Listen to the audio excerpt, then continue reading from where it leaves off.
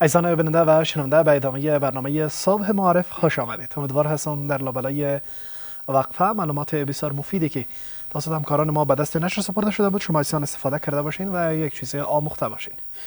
عزیزان بیننده و شنونده در ادامه برنامه قرار داریم و خوشبختانه جناب استاد شیرعلی ابوالفضل مدیر لیسه راه دانشگاه مهمان برنامه ما هست و قرار است با آقای ابوالفضل راجع به آمادگی برای سال جدید تعلیمی صحبت بکنیم. این که پیشفرض یا پیش نیازهای سال جدید تعلیمی چه هست؟ یک مدیریت مکتب یا یک نهاد تعلیمی و تربیتی کدام نقاط مد نظر بگیرد؟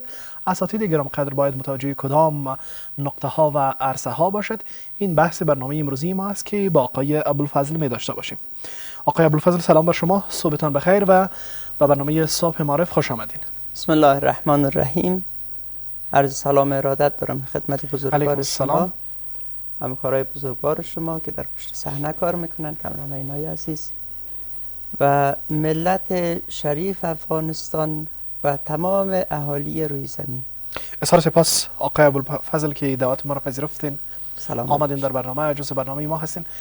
سال جدید تعلیمی آغاز شده لله الحمد و میخوایم بپرسم پیش نیاز آغاز سال جدید تعلیمی چی باید بود که یک نهاد تعلیمی و تربیتی باید مد نظر بگیره تا بتواند سال پربار و پردستاورد داشته باشد؟ تمام کسانی که شامل هستند در پروسه تعلیم و تربیت در یک مکتب آمادگی های خاص خودشان را نیازمند هستند. ما به عنوان مدیران مکتب باید آن چیزی که لازمی یک مکتب است، از میز و چوکی تا کتاب های پلان و آذیری و مارکر، اینا را باید آماده بسازیم. یک دانش آموز، یک شاگرد باید کتاب درسیش را، کتابچهش را، این مواد را آماده بسازه و یک معلم باید مواد درسیش را و پلان سالانش را آماده بسازه. بله. بسیار خیر باشین. دیگه باز این که ما در کجا هستیم، در کجای این پروسه هستیم و ما در پروسه آموزش و پرورش چه کاره هستیم، آمادگی ما فرق میکنه. بسیار عالی است. برمیگردیم به بحث مدیریتی یا همان مسئولیت مکاتب یا مدارس یا هر نهاد تعلیمی و تحصیلی که در آغاز سال جدید تعلیمی فعالیت‌های خود را آغاز کرده است. من حیث یک مدیر و من حیث اداره کننده یک نهاد تعلیمی کدام موارد و پیش‌فرض‌هایی هست که ما دقیقاً مد نظر بگیریم تا بتانیم با استفاده از او سال جدید را پردستاورد بسازیم؟ در قدم نخست باید نقطه ضعف‌هایی که سال قبل داشتیم را اصلاح بسازیم. بسنجیم که سال قبل ما چه اندازه دستاورد داشته و چه نقاط ضعفی بوده که باعث شده ما بیشتر به اهداف ما نرسیم و چه نقاط قوتی بوده که ما به این اهدافی که رسیدیم. بعد از این که نقاط ضعف من را اصلاح ساختیم و نقاط قوت من را بیشتر قوی تر ساختیم، بعد از او باید بریم به سراغ از این که کدام استادا را باید برای سال جدید جذب بکنیم و کدام استادایی که سابق داشتیم را نگه داریم. و بعد از او بحث زمره بندی هست که باید نسبت به تخصص هر استاد زمره به او تعلق بگیره و تقسیم اوقات منظم ریخته شود برای سال جدید تعلیمی و همچنان موضوعات دیگه که از جمله مواد درسی باشه آماده سازی شود. آقای ابوالفضل یاد از یک نقطه بسیار جالب کردین که باید سال گذشته تحلیل و ارزیابی شود تا بتانیم درک بکنیم چی خالیگاه ها و خلاهای داشتیم تا بتانیم با استفاده از پلان جدید برای آن خالیگاه ها یا جاهای خالی ما راه حل پیدا بکنیم. پلان نظارتی برای سال جدید چقدر ما را کمک میکنه تا در خلال سال ما بتانیم تشخیص دهیم که چه خلایی وجود داره یا چه مشکلات وجود داره تا برای پلان جدید و پلان سال آینده بتانیم از نتایج این ارزیابی ها و نظارت ها استفاده بکنیم. انسانی که یک بار یک پلان برای خودش ریخته یا یک هدفی را داره و یک راهی را برای رسیدن به هدف تعیین کرده، اگر معتقد باشه که این راهی را که ما انتخاب کردیم بدون نقص است و هیچ لازم نیست کسی به اون نظارت داشته باشه یا من پلان نظارتی داشته باشم، به نظر من او اشتباهات خیلی زیادی را در مسیر انجام میده. هیچ زمانی نباید معتقد به این باشیم که راهی را که ما میرم و پلانی را که ما ریختیم بدون نقص است. به او خاطر داشتن پلان نظارتی برای اجرای پلان سالانه ما یک امر بسیار مهم و حیاتی است. بعضی از امور هست که در مسیر راه پیش میاد و او آنن خودش را نشان میده که این مسیر که ما میریم اشتباه است، ولی گاهن راهی را ما میریم در انجام امور که او زود خود نشان نمیده که اشتباه است، بلکه تاثیرش در آینده ها است. به خاطر در آخر سال باید ارزیابی و تجزیه و تحلیل شود آن جمله اموری را که در جریان سال ما انجام دادیم تا ببینیم چه اموری را که ما انجام دادیم تاثیر آنی داشته و چه اموری بوده که تاثیرش بعداً می باشه. همین رقم مثبت اندیش هم اگر باشیم بعضی از امور تاثیر مثبتش را زود میگذاره، بعضی از امور تاثیر مثبتش را بعداً میگذاره. به خاطر اون صحبت را که شما کردین پلان نظارتی امر حتمی است، تکمیل کننده پلان اصلی است. بله، همون که قاعده دین مبین اسلام هست، هر مدیر و هر بزرگ خانواده یا در هر اجتماع و سازمانی که یک شخص مسئولیت به عهده دارد مسئول در مقابل زیردستانش است. بله. حالا مدیر مکتب مسئول در مقابل اعضای مدیریتی، در مقابل استاد، در مقابل شاگرد یا حتی در مقابل جامعه هست. ممکن بعض از اساتیدی که با شما در سال گذشته تعلیمی کار کرده بودند از خود نقاط ضعف نشان داده بودند که پروسه نظارتی شما ممکن تشخیص داده باشد که نقاط ضعف دارد.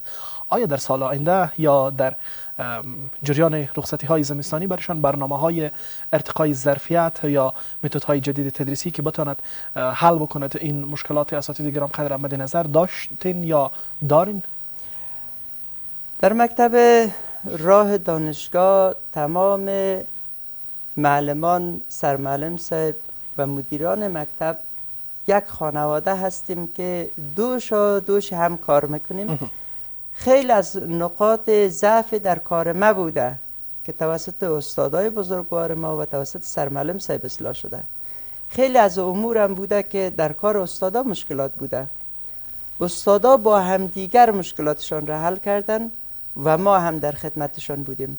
در جریان زمستان هم ما سمینارها داشتیم، برنامه های ارتقای ظرفیت داشتیم که هم توسط خود استادا ارائه شده، هم توسط مدیریت و سرمعلمیت ارائه شده.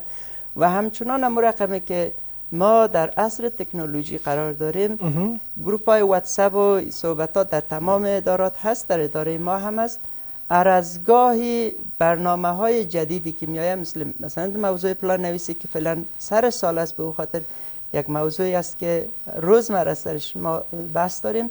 این موضوعات را در گروپ واتساپ با هم دیگر بحث داریم، معمولا آموزش ها را در او قرار میتیم، استادای بزرگوار میبینن و اما رقمی که من گفتم که یک مدیر و هیچ کسی دیگه نباید بسنجه که آن چیزی که من هستم نمونه نهایی من است، ورژن آخری من است، من قابل روزرسانی نیستم، قابل آپدیت نیستم. اما رقم استادای من به این اعتقاد است که من تکمیل نیستم، باید هر روز در طرف تکمیل شدن بریم. به خاطر ما همواره دوش هم کار کردیم برای ارتقای ظرفیت خود ما و برای ارتقای ظرفیت همکارای ما تلاش کردیم و تلاش میکنیم. عالی. آقای ابوالفضل، روند درسی یک روند وابسته هست، وابسته دانش آموز، وابسته متدهای درسی، مواد درسی، حتی خانواده ها هست. اگر ما از لحاظ اساتید، از لحاظ امکانات و مدیریت تکمیل باشیم ولی با خانواده ارتباطات ما آنچنانی نباشد، فکر میکنم که شاید پروسه درسی و روند درسی عالی‌تر نشود. آیا در سال جدید آینده شما پلان های برای با ارتباط بودن با خانواده ها چیدین یا اینکه خانواده ها گهگاه مراجعه بکنن با مکاتب و با هم بودن و با همی داشته باشن تا بتانیم با استفاده از وحدت نظریات و وحدت فکر بتانیم این کشتی تعلیمی و تربیتی سال جدید تعلیمی را تا ساحل سال جدید تعلیمی برسانیم؟ ان شاء الله. با خانواده ها ما که شورای اولیا داریم که در تمام مکاتب هست، با نمایندگان خاصی از فامیل ها صحبت میکنیم. غیر از او در آغاز هر ماه مجبور هستن فامیل ها بیاین به خاطر از این که خدمت شما عرض کنیم اون موضوعات فیسی اینا را پرداخت بکنه. و غیر از او ما یک کتابچه یادداشت داریم برای هر دانش آموز. یک کتابچه یادداشت است که به صحبت روزمره برش دایری میگن دیگه. ما کتابچه یادداشت هم یاد میکنیم.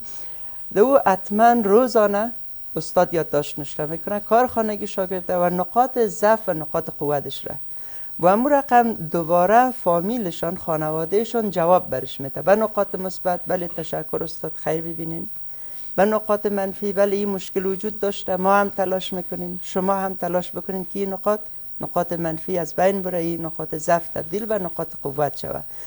و غیر از او باز هم همون گروپ های واتساپ ما هست که با هر صنف گروپ واتساپ خاص خودش را داره و روزمره شاگردی که مشکل داره در مواد درسی خودش یا غیر حاضر هست حتما تماس گرفتن. بسیار عالی است. آقای ابوالفضل، دانش آموز در کنار این که نیاز داره تا برایش انتقال اطلاعات صورت بگیره، در کنارش وظیفه تربیتی نیست به عهده مکاتب و خانواده ها است که یک روند مشترک هست. در کنار درس‌های مکتب یا نصاب مکتب، برنامه‌های تقویتی در ابعاد متفاوتی که بتونه دانش آموز به سطح بلندتر برساند برای سال جدید تعلیمی مد نظر گرفتنش چقدر امر لازمی و مهم هست؟ امر خیلی مهم است، به دلیل از که در قدم نخست نصاب تعلیمی پاسخگوی تمام نیازهای یک انسانی که در جامعه زندگی میکنه نیست. وقتی ما صحبت از تعلیم و تربیه میکنیم، صحبت از بحث معارف میکنیم، میگیم که آموزش دادن نسل جدید توسط نسل موجود برای اجتماعی شدن هست. جامعه ما به کدام افراد نیاز داره، به کدام اشخاص نیاز داره که دارای کدام ویژگی شخصیتی باشه، کدام ویژگی اخلاقی باشه و به ابعاد هشتگانه‌ای که موجود هست. نصاب معارف به تنهایی جوابگوی همه اینها نیست. به اون خاطر برنامه‌های تربیتی و برنامه‌های تعلیمی دیگر در کناری باید باشد که تقویت کننده و تکمیل کننده نصاب معارف باشد. ما در بحث نصاب یک درسی را اضافه کردیم به نام اخلاق. علی، که در بحث اخلاق ما بیشتر استفاده از آیات قرآن کریم و احادیث نبوی میکنیم که مرتبط به اخلاق هست که یقینا حضرت رسول صلی الله علیه و سلم تکمیل کننده مکارم اخلاق هست. ما قبول داریم و اینه که دین مبارک اسلام دین اخلاقی هست. علی، به اون خاطر ما از منابع دینی استفاده کرده و درس اخلاق را به شاگردای ما می‌آموزیم و در پولی از او ما یک مضمون اضافه دیگه داریم به نام سیرت النبی که بازم چون الگوی کامل بشریت هست ما را کمک میکنه که ما خودمان و شاگردانمان به طرف اخلاقی شدن و درست زندگی کردن بریم. جهان سپاس جناب مدیر سویزین که دعوت ما را پذیرفتین، جزء برنامه ما شدین، واقعا استفاده کردیم.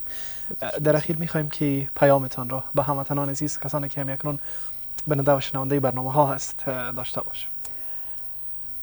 خدمت بزرگواران عارض باشیم که هر دانش آموز، هر شاگرد بر پرواز کردن به دو بال نیاز داره. بال به نام مکتب و بال به نام خانواده.